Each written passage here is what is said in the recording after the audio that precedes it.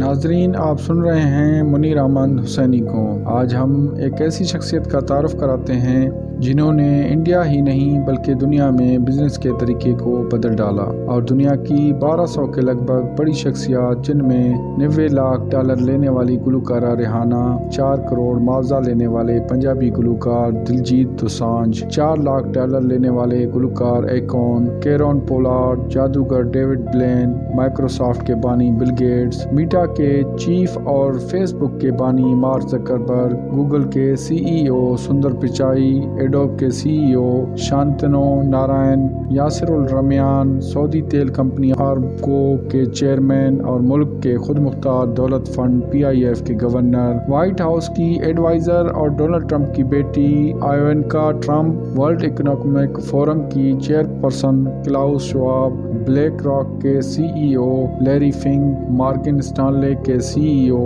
ٹیڈ Pick, Endeavor کے CEO Ari Emanuel, multi instrumentalist, song writer, producer Adam Blackstone, UAE کے businessman اور MR enterprises کے CEO Mohamed Alabbar, Sachin Tendulkar, Mahendra Singh Dhoni, Gautam Adani, Shah Rukh Khan اور 51,000 local villager کو ایک چٹکی پر ایک چھت تلے جمع کرنے والے امریکی صدر نہیں بلکہ انڈیا کے بزنس ٹائکون جنہیں مکیش امبانی کے نام سے جانتی ہے۔ مکیش امبانی کی کہانی عزائم، اسٹریٹجک ویژن اور ایک کاروباری سلطنت کی تعمیر سے متعلق ہے جس نے ہندوستان کے معاشی منظومے کو یکسر تبدیل کر کے رکھ دیا ہے۔ آئیے اس کی زندگی کا جائزہ لیتے ہیں۔ مکیش امبانی 1957 میں عدن، موجودہ یمن میں ایک متوسط گجراتی ہندو خاندان میں پیدا ہوئے تھے۔ ایک ہندوستانی کاروباری مغل جو ہندوستانی company Reliance industries limited RIL کے چیئرمین اور مینیجنگ ڈائریکٹر کے طور پر خدمات انجام دیتے ہیں، جو کہ پیٹروکیمیکل، توانائی، ٹیکسٹائل، ریٹیل، ٹیلی کمیونیکیشن پر مشتمل ملکی کمپنی ہے۔ 4 مارچ 2024 تک 117.5 بلین ڈالر کی مجموعی مالیت کے ساتھ امبانی ایشیا کے امیر ترین شخص اور فوربس میگزین کی 2021، 2022 اور 2023 کے مطابق دنیا کے 10 امیر ترین افراد کی فہرست میں شامل ہوتے ہیں۔ امبانی معروف ہندوستانی صنعت کار دھیرو بھائی امبانی کے 4 بچوں میں سے ایک ہیں، جنہوں نے پہلی بار یمن کے شہر عدن میں گیس اسٹیشن اٹینڈنٹ کے طور پر کام کیا۔ یمن عدن میں تیزی سے غیر مستحکم سیاسی ماحول کی وجہ سے جہاں مکیش امبانی پیدا ہوئے تھے، یہ خاندان 1958 میں بمبئی کے بھولیشور محلے میں منتقل ہو گیا، جہاں وہ ایک چاول میں رہتے تھے، ایک اجتماعی عمارت جس میں عام طور پر کم کرایہ کے 2 کمروں والے اپارٹمنٹ ہوتے ہیں۔ اسی سال دھیرو بھائی امبانی اور ایک کزن نے ریلائنس کمرشل کارپوریشن کی بنیاد رکھی، جو کہ کموڈیٹیز ٹریڈنگ کے کاروبار سے RIL میں پروان چڑھی، جسے وہ شروع میں ایک کمرے کے کرائے کی جگہ پر چلاتے تھے۔ مکیش امبانی نے بمبئی یونیورسٹی سے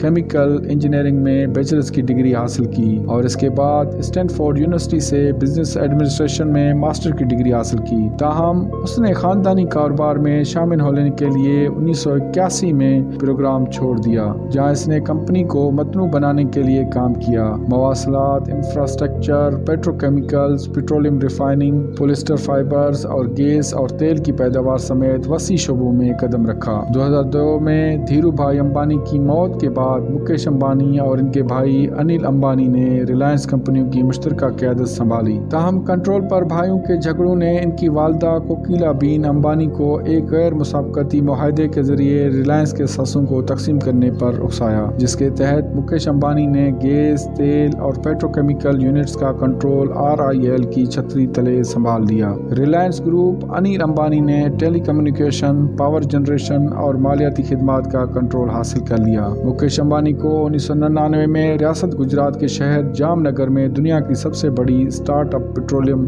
ریفائنری شروع کرنے کے ساتھ ساتھ کئی جدید ترین مینوفیکچرنگ سہولیات کی تخلیق کا سہرا حاصل ہے، جس نے RIL کی پیداواری صلاحیتوں میں بے پناہ اضافہ کیا۔ 2008 میں پہلی جام نگر ریفائنری کے قریب ایک اور ریفائنری کا اضافہ کیا۔ 2 سال قبل امبانی نے ریلائنس ریٹیل کی ترقی کی قیادت کی۔ ریٹیلر نیٹ ورک جس میں فزیکل اور آن لائن دونوں اسٹور شامل ہوتے ہیں۔ ریلائنس بھارت کا سب سے بڑا ریٹیلر کا دعویٰ کرتی ہے۔ ریلائنس ریٹیل کسٹمر بیس 2023 کے مالی سال میں 249 ملین تک پہنچ گیا۔ امبانی کی متعدد کاروباری کامیابیوں میں 2008 میں ریلائنس کی ذیلی کمپنیوں کے ذریعے ممبئی انڈینز، ایک Indian Premier League (IPL) cricket team کی خریداری شامل ہے۔ اس نے 2021، 2022 اور 2023 میں سب سے قیمتی IPL برانڈ کے طور پر اپنی پوزیشن برقرار رکھی۔ 2010 میں مکیش امبانی اور انل امبانی کی ملکیت والے دو ریلائنس گروپ نے 2006 میں دستخط کیے گئے غیر مسابقتی معاہدے کو باہمی طور پر ختم کر دیا، اور اس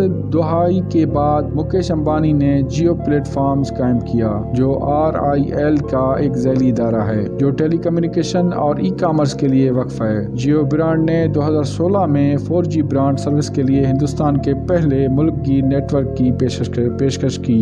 اگست 2023 تک جیو کا کسٹمر بیس 450 ملین سے تجاوز کر چکا تھا اور اس کے 5G کے صارفین کی تعداد 50 ملین سے زیادہ تھی۔ اس وقت کے بارے میں امبانی نے اعلان کیا تھا کہ جیو 6G صلاحیتوں کو تیار کرنے والی عالمی سطح پر پہلی کمپنی میں شامل ہوگی۔ فروری 2024 میں امبانی کی RIL نے ہندوستانی میڈیا کمپنی ویاکام 18 اور امریکی تفریح کمپنی ڈزنی کے ساتھ ایک مشترکہ منصوبہ بنانے کے لیے ایک معاہدہ کیا، جس کی قیمت $8.5 بلین ہے، جو ہندوستان کی معروف میڈیا کمپنیوں میں سے ایک ہے۔ اس مشترکہ منصوبے کا مقصد 750 ملین سے زیادہ ناظرین کو تفریح اور کھیلوں کی کوریج فراہم کرنا ہے، اور اسے ہندوستان میں ڈزنی پروڈکشن کی تقسیم کے خصوصی حقوق حاصل ہوں گے۔ ملتے ہیں ایک اگلی شخصیت کے ساتھ اگلے ویڈیو میں۔ منیر احمد حسینی کو اجازت دیجیے۔ اللہ حافظ۔